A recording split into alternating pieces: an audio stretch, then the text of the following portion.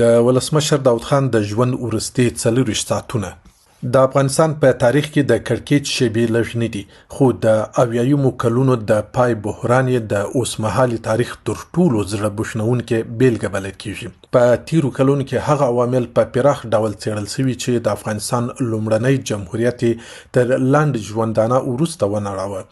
د مشرانو غفلت، د کیڼلاسو ګوندونو بې کنټروله ازادي، د دفاع وزارت په مشرتابه کې مرګونې کمزوري او د کاري استخباراتو نشتوالی د دغه لړ څو بیلګې جوړوي.